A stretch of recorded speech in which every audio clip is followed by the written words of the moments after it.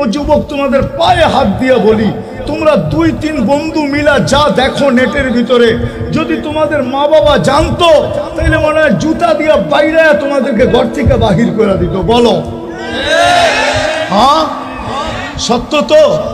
যদি দুনিয়া জানতো, কোনো বাবা তার মেয়েকে তোমার হাতে উঠায়া দিত না।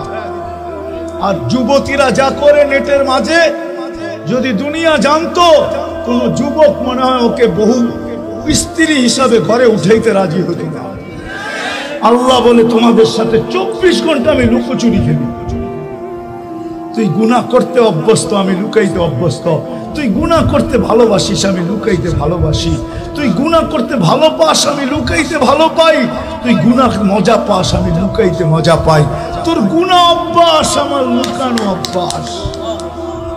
আমি 24 ঘন্টা লুকোচুরি খেলি তোর সাথে। তো যেই প্রশ্ন আল্লাহকে করছিলাম, আল্লাহ মুসলমান সারা দুনিয়ায় নির্যাতিত, আপনি আবাবিলকে সব বাদ দিলাম, ফিলিস্তিনে পাঠান না কেন?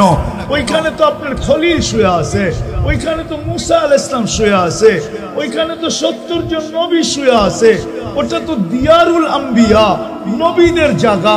ওইখানে তো সর্বপ্রথম কেবলা তো ওইখানে, বাইতুল মুকাদ্দাস তো ওইখানে। আপনার বন্ধু তো ইমামতি করলো ওইখানে, 1.25 লক্ষ নবীদেরকে আপনি জমা করলেন ওইখানে। আপনি আবাবিল পাঠান না তো পাঠান না কেন? আল্লাহ বলতে চাইতেছে, পাঠাই তো পাঠাই কি করা?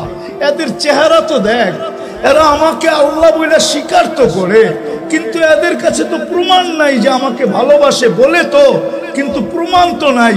কোনো প্রমাণই যদি না দিত, একটাই যদি করত, আমি ডাকতে দেরি, ছুটে আইসা পায়ে পড়তে যদি দেরি না করত, তাইলেও তো হইতো। আমি তো ডেলি 5 বার ডাকি। কে ডাকে? দুনিয়ার পদস্থ লোকদের ডাকে সাড়া না দিলে হাত করি পড়তে হয়, বেরি পড়তে হয়, জেল জরিমানা হয়, এমন কি হয় গুমও হইতে হয়। না হইতে হয় না? হ্যাঁ, ডেলি 5 বার কে ডাকে? 99 পদের মালিক ডাকে। এটাই বুঝি ইহুদিদের কিতাবে লেখা আছে। শেষ কথা আমার, 2090-99 দশকে আমি দুবাইতে সময় লাগাইতেছিলাম। ফিলিস্তিনের এক বড় আলেম এখনো জীবিত আছে, আমার বড় ঘনিষ্ঠ। প্রথম পরিচয় তার সাথে, আমরা সেম বয়সেরই ছিলাম। এখন তারও পাইকা গেছে, আমারও পাইকা গেছে। সে আমাকে বলতেছিল, শোনো তোমাকে একটা তথ্য দিব। আমি বললাম, বলো। সে বলতেছে, আমার বাড়ি হলো তেল আবিবের থেকে 17 কিলোমিটার দূর। যেইখানে দাজ্জালকে কতল করা হবে, ওটাকে আমাদের কোরআনের ভাষায় বলে, হাদিসের ভাষায় বলে বাবে লুদ। ওইখানে জব করবে ঈসা আলাইহিস সালাম দাজ্জালকে, ওইখানে আর বাড়ি। বলে আমার প্রতিবেশী ইহুদি আলেম আমাকে জিজ্ঞাসা করতেছিল, তোমাদের ফজরে আর জুমায় মুসল্লি কিরকম হয়? তা আমি বলতে জবাব বললাম ওকে যে, ফজর আর জুমার সাথে তোমার সম্পর্ক কি? তুমি তো ইহুদি। পরক্ষণে ভাবলাম ওর সাথে তর্কে জড়ানো ঠিক হবে না। ও বলল যে, আমার একটা তথ্য জানার দরকার, এই জন্য তোমাকে প্রশ্ন করলাম।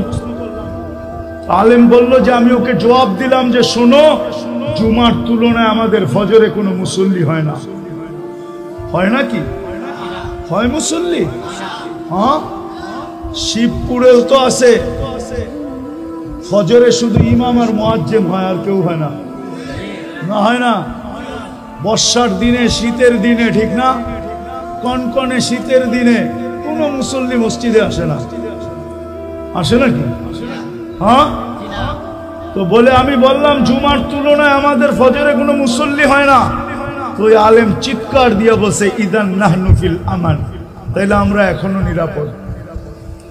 তোকে জিজ্ঞাসা করছি এটার অর্থ কি? বলে, আমাদের কিতাবে লেখা আছে, যেই দিন ফজরের জামাত আর তোমাদের জুমার জামাত সমান হবে, ওই দিন থেকে তোমাদের বিজয়ের পালা শুরু হবে। এর আগ পর্যন্ত তোমরা শুধু মায়ের খাইতে থাকবে।